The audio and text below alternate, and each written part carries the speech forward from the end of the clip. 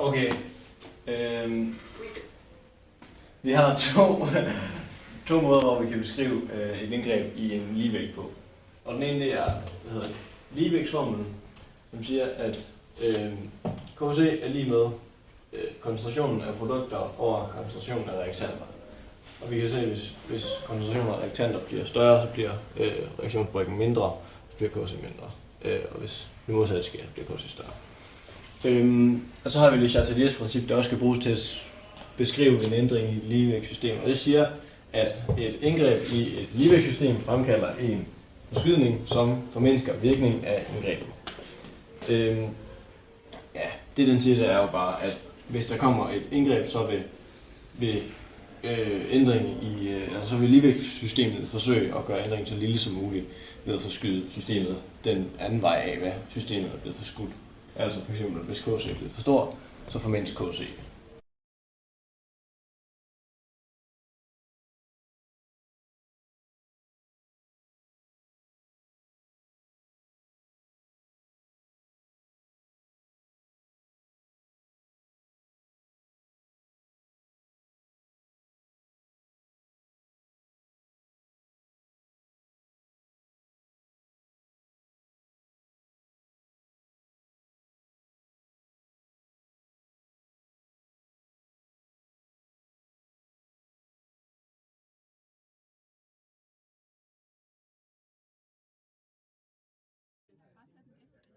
Den blev også. Det blev lidt mere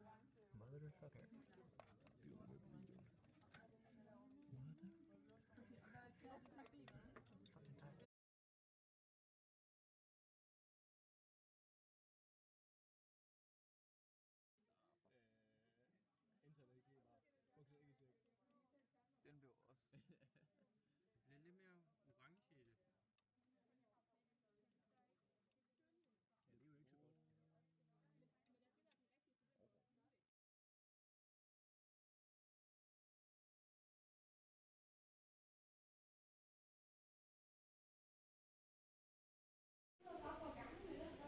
Ja, og vi vil så gennemgå delforsøget, hvor vi tilføjer jern 3 til vores ligevægt.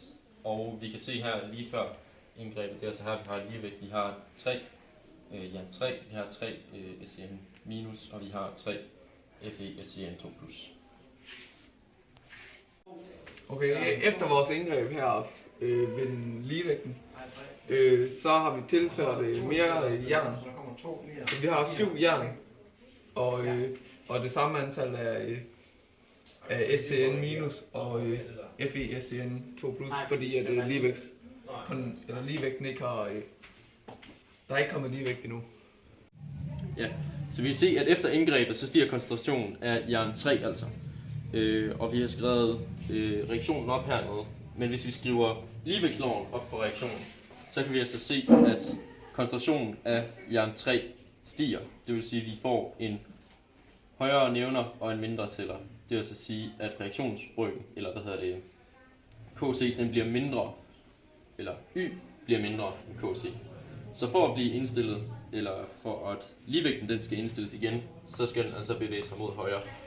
Det vil sige, at vi skal have flere tæller, vi skal altså have flere produkter. Så derfor, i den nye ligevægt, der er der altså Fe og SCN, de reagerer altså for at danne mere Fe SCN, som jo var vores tæller og vores produkt. Og det er måske svært at se af tegningen, men Fe SCN, det er den, der farver mest. Og igen får vi altså den her rødlige farve. For vi kan nemlig også se, at vi starter med den rødlige farve herover igen, eftersom det er ligevægt, men det er Fe SCN 2 plus, der farver mest, så den rød. Her lige efter indgrebet, der får vi en højere koncentration af Fe, og de farver, eller af jern 3, og de farver altså væsken gul. Og så til sidst så igen kan vi se, at den bliver rød. Ja, vi har lavet sådan en graf over den tiden og så den aktuelle stofmængdekoncentration af vores stoffer. Vi kan se her, at vores jern, det ligevægten, indtil vi laver vores indgreb her, hvor vi så forøger mængden drastisk. Og så falder den så igen, fordi den reagerer med SCN. Ja. Og SCN, der er der ligevægt, og så begynder den at falde, fordi at, der kommer mere jern, den kan reagere med. Og så er den mere FeSCN. Og FeSCN, den stiger så, da Fe og SCN de reagerer, og den er mere FeSCN.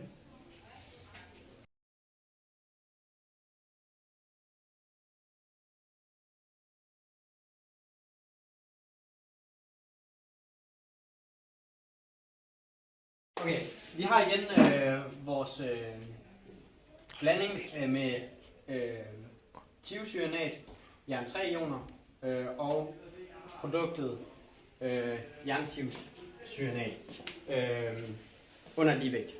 Så er det, at vi tilsætter noget ascorbinsyre, C6H8O6, som så reagerer med jern 3-ionerne og omdanner den til jern 2. Yes. Det der så sker herovre, det er, at de her de bliver reduceret til jern 2-ioner af ascorbinsyren, og altså har fået færre produkter. Nej, omvendt. Færre reaktanter. Altså systemet det kompenserer så for de manglende reaktanter ved at skabe produkter. Men omvendt igen. Så det kompenserer for manglende reaktanter ved at splitte produkterne op til reaktanter. Altså bliver den her jernthiocyanat bliver splittet op. 2 af dem har vi tegnet herovre. Så der kommer mere thiocyanat og mere jern 3. Altså kan vi se her på grafen, at vi putter ascorbinsyren i lige her, så falder koncentrationen af jern 3 drastisk, og så kompenserer systemet, indtil det rammer den nye ligevægt. Med hensyn til farverne, der kan vi jo se vores ligevægtsblanding herovre. Vores første ligevægtsblanding, den er som altid orange, og den næste, den er også stadig orange. Det er lige efter vi har puttet ascorbinsyren i, så det har ikke noget at reagere 100% endnu. Men den sidste, der kan vi se, at vi har færre jernthiocyanat, som giver en rød farve, og vi har færre jern 3-ioner, som giver en gul farve. Så der bliver selvfølgelig mindre rød og orange farve. Så den bliver sådan en svag gullig farve. Næsten farveløs. Ja.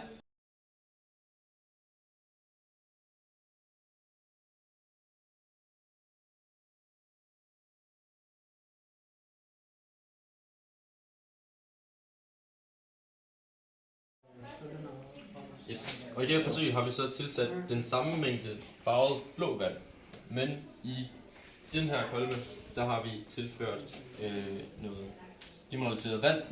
Det vil så sige, at når vi kigger fra siden, så skal det i hvert fald nogenlunde illustrere, at her hvor vi ikke har tilført vand, der har den en mørkere blå farve, end herover der har den en mindre blå farve. Den er i hvert fald mindre tydelig. Men når man kigger op fra ned i glassen, så har den, det skal også gerne illustrere, at den har cirka den samme farve. Og det kan vi forklare ved hjælp af partikeltætheden. I det her, der har vi altså den samme mængde farvet blå vand, som vi har herover, men her har vi altså øget volumen ved at tilføre vand.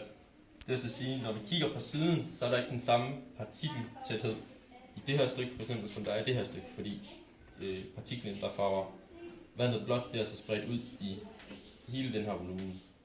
Men når vi kigger op fra, så er der altså den samme mængde partikler, uanset hvilket glas vi kigger ned i. Det vil så sige, at når vi kigger herop fra, og når vi kigger herop fra, så passerer lyset altså igennem den samme mængde partikler, fordi der stadigvæk er præcis den samme mængde partikler i begge glas, som gør væsken blå. Okay, i vores andet forsøg, der starter vi med den samme mængde af vores basisopløsning.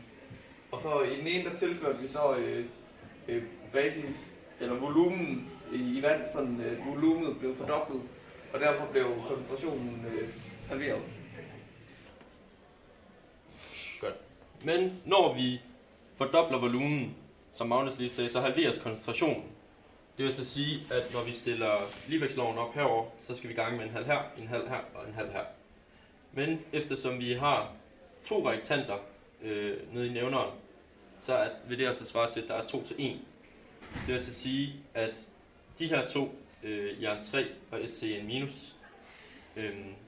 Vi har jo jern 3, som er gul, den farver gul, og SCN, den er farveløs.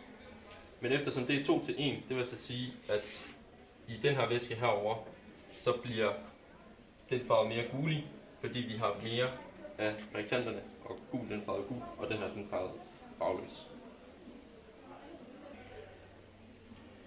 Det vil så sige, at der bliver forskudt mod venstre, fordi at vi får flere reaktanter, altså vi får en større nævner. Fordi vi har dobbelt så mange reaktanter end produkter, så bliver den altså herover, så bliver den gul også fra oven, selvom det er samme partikelkoncentration, vi kigger på fra oven. Men fordi vi har flere reaktanter, hvor Fe3+, altså jern, farver den gul, så bliver den gul. Og hvorimod herover, der har vi vores basisblanding, hvor den er mere rødlig.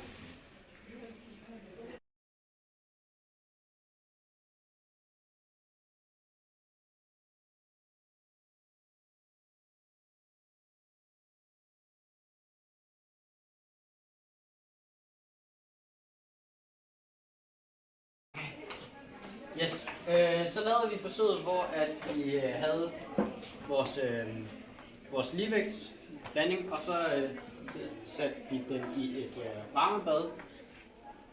Det gjorde vi herovre, og vi satte den i et varmebad. Og så kunne vi se, at farven blev lysere, den blev den her lysegul.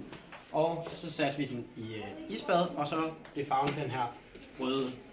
Og det må altså betyde, at når omgivelsen bliver varmere, altså når vi tilfører varme, så kommer der flere reaktanter og færre produkter, og når vi tilfører kulde eller fjerner varme, så får vi flere produkter og færre reaktanter. Som Anton også sagde, så sker der fx det, når det bliver varmt, at der kommer flere produkter og færre, det er produkter, reaktanter og færre produkter. Altså bliver KC mindre, og det bliver koldt, så sker det selvfølgelig modsat. Af det kan vi læse, at når den bliver kold, så må den nemlig optage varme, altså være eksoterm. Så når det bliver koldt, så kommer der flere, produkter, og så er den altså endoterm mod venstre, fordi den optager varme den vej, ikke? Og så er den selvfølgelig eksoterm den anden vej.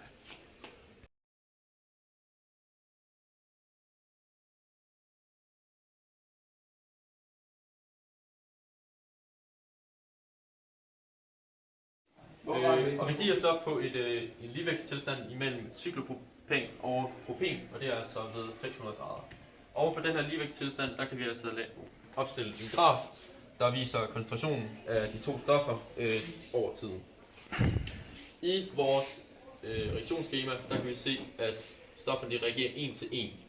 Det vil altså sige, over på vores graf, hvor vi har propen og vi har cyklopropan heroppe, der falder koncentration af propen i samme grad som, eller falder koncentrationen af cyklopropan i samme grad som propen. Koncentrationen af propen stiger. Ja. Hvis vi så ser på en ligevægt, hvor vi har to reaktanter i dette tilfælde, diod og dihydrogen, og vi så får produktet hydrogenjodid, så vi se herover, at vi her har diod, og her har dihydrogen, som er reaktanterne, hvor koncentrationerne falder, og hydrogenjodid, hvor at koncentrationen stiger. Og der kan vi simpelthen se, at